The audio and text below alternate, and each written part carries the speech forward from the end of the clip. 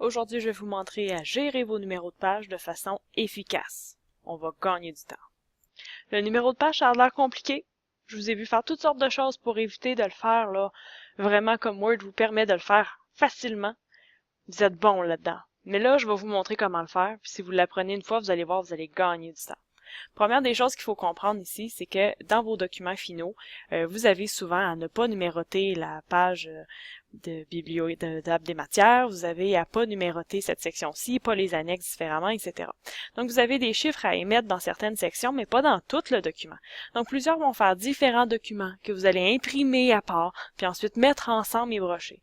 Il y en a qui vont aussi le faire manuellement, comme ici. C'est un leurre, ce chiffre-là. C'est pas un numéro de page. C'est une zone de texte avec un 1 dedans qu'on a travaillé puis qu'on a tenté de centrer très parfaitement. Bon, le résultat final fonctionne, mais si vous voulez gagner du temps, checkez bien ça. La première des choses à faire, là, c'est de décider où est-ce qu'on veut couper. Il faut comprendre que quand on fait des numérotations différentes à l'intérieur d'un document, il faut faire des sections. Okay? Donc, pour faire ça, la première des choses, c'est de mettre son curseur à l'endroit où on veut que ça coupe. Moi, je vais le mettre, en fait, entre la table des matières puis le sommaire. Okay? Donc, je me place là et je vais aller dans « Accueil » en haut. Dans la section de paragraphe, j'ai un espèce de logo qui a l'air d'un P à l'envers. Bon, je vais cliquer là-dessus, puis là, ça va vous permettre de voir est-ce que vous avez déjà un saut de page. Si vous avez inscrit un saut de page, vous allez l'enlever. Par contre, plusieurs d'entre vous utilisez les espaces, espaces, espaces. Ça aussi, c'est un peu long par moment. Je reviendrai là-dessus dans un autre tutoriel. Okay? Si vous avez un saut de page, vous pouvez l'enlever. Si vous n'avez rien, vous pouvez recliquer dessus. Tout est beau, on est prêt à commencer. Donc, la première des choses à faire, c'est de s'assurer qu'on peut voir dans quelle section on est. Pour faire ça, moi, je l'ai ici directement en bas.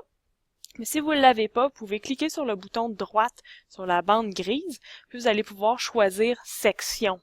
Puis à ce moment-là, il va apparaître automatiquement. Ça va vous permettre de mieux vous diriger dans votre document. Donc maintenant, on va aller faire un saut de section pour qu'ils comprennent bien qu'entre ces deux pages-là, c'est une section différente qui commence. Donc pour faire ça, je vais me placer dans Mise en page. Puis vous voyez, j'ai saut de page qui apparaît ici. Si je clique là-dessus, vous avez des choix de saut de page, mais vous avez aussi des choix de saut de section.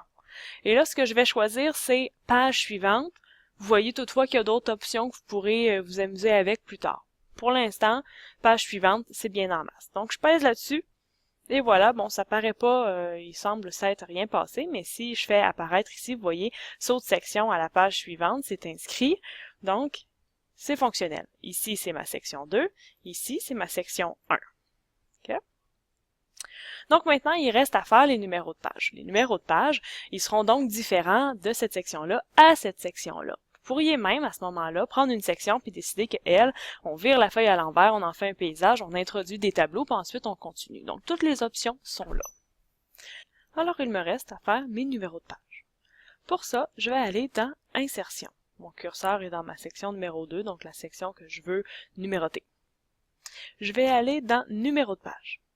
Je vais choisir bas de page et là, à votre convenance, vous allez voir beaucoup de modèles fancy, des petites étoiles, un petit encadré, des petits ci, des petits ça. Moi, je me casse pas trop la tête, je mets juste un chiffre. Mais bon, vous pouvez faire différent. Donc, et voilà, mes chiffres sont faits. J'ai le 1, j'ai le 2, etc. Si jamais votre document n'a pas commencé à 1, mais il a commencé plutôt à 3 ou à 4 parce que c'est la xème page de votre document, vous pouvez sélectionner le premier des chiffres, aller sur le bouton de droite, puis aller sur Format des numéros de page, et vous allez pouvoir dire que vous voulez que ça parte à partir de, et là, mettez votre premier chiffre, dans mon cas ici, 1. Une fois que vous allez faire OK, vos chiffres vont se refaire tout seuls. Et voilà! C'est quand même plus facile que de faire des petites images comme ça, non?